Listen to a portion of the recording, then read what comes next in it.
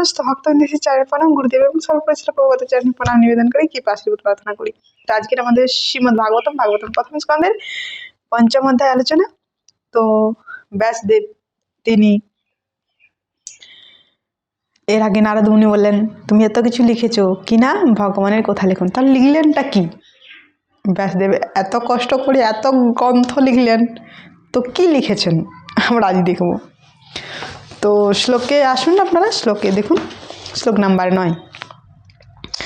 যথা ধর্মাদয় চর্থা মুনির্য অনুকীর্তিতা ন তথা বাসুদেবস্য মহিমাননুবর্তিতা।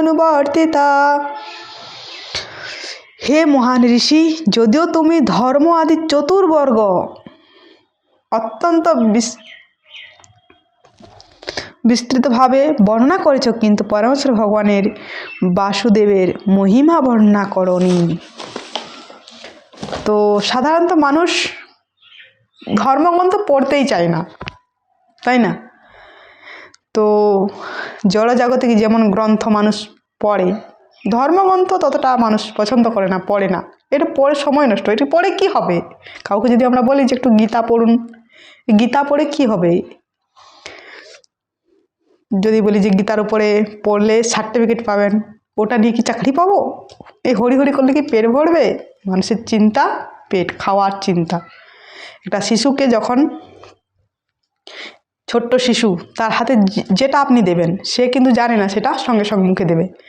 একটা চকলেটও মুখে দেবে, একটা ধরুন 2000 টাকার নোট দেবেন সেটাও মুখে দেবে। সে জানে না যে এটা ব্যাংকে রাখলে আমার সুদ আসবে, সে মুখে দেবে।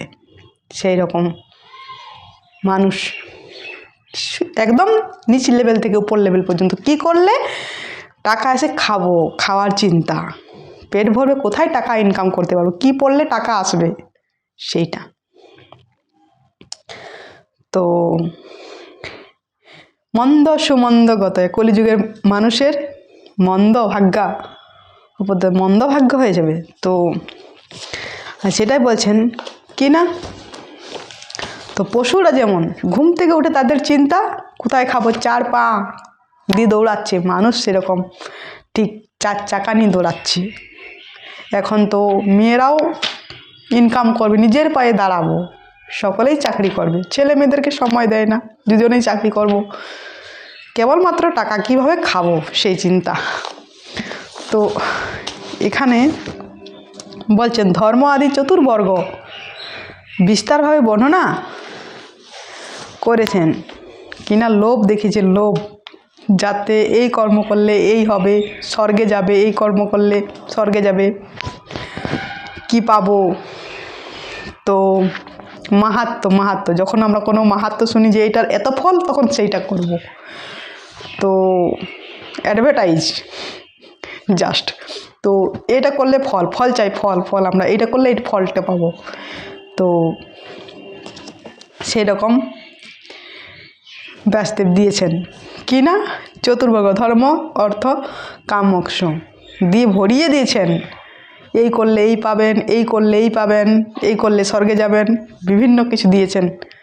কিন্তু আসল যেটা ভগবানের লীলা মহিমা দেননি। তো লোভ দেখিয়েছেন, অ্যাডভার্টাইজ দিয়েছেন, এই করলে এই হবে, তো ভগবানের মহিমা দেননি। তো আজ এই পর্যন্ত, বাকিটা পরদিন। হরে কৃষ্ণ।